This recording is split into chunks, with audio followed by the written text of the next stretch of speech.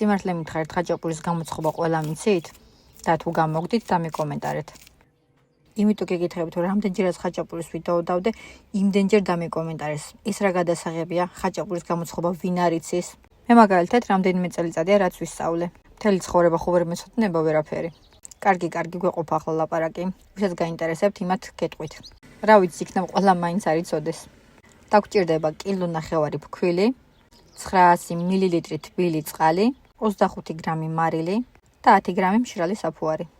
ასე ძალიან მარტივად მოვზლიავთ კარგად და დავასვენებთ გაორმაგებამდე. როგორც ხედავთ ვიდეოში ჩემაცომა უკვე კარგად დაისვენა.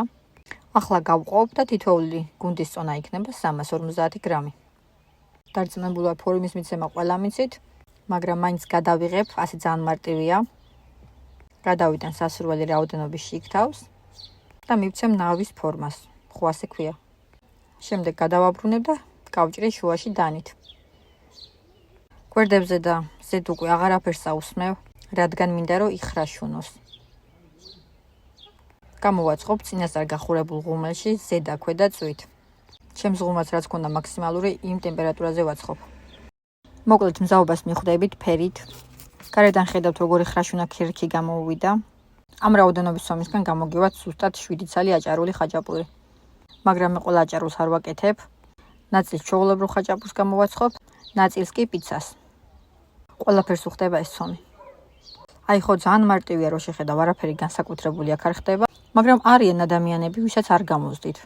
ყოველ შემთხვევაში მე ასე მგონია.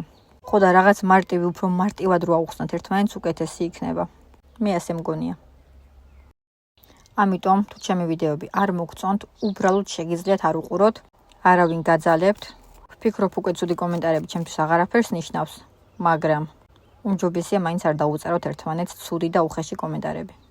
ადამიანები ვართ ბოლო-ბოლო საჭმელია, საჭმლის გულიზე ვიღაცას როგორ უნდა აკადრო რაღაცა ცუდი, რაღაცა უხეში. არ ვიცი, ჩემამდე არ მოდის ეს აზრი. კარგი, უკვე ახლა ამ თემას დავასრულებ. ჩემი ხაჭაპურიც დასრულდა, რომელსაც თავზე გადავუსვი კარაქი, კარგად რო დარბილდეს ქერქი. ახლა უკვე პიცას ვაკეთებ. ამას გვერდებზე არაფერს წაუსმევ და იქნება ხრაშუნა კანით.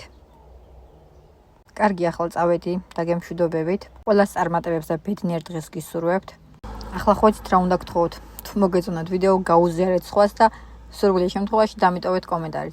რადგან ძალიან მეხმარება თქვენი ერთი კომენტარი და გაზიარება.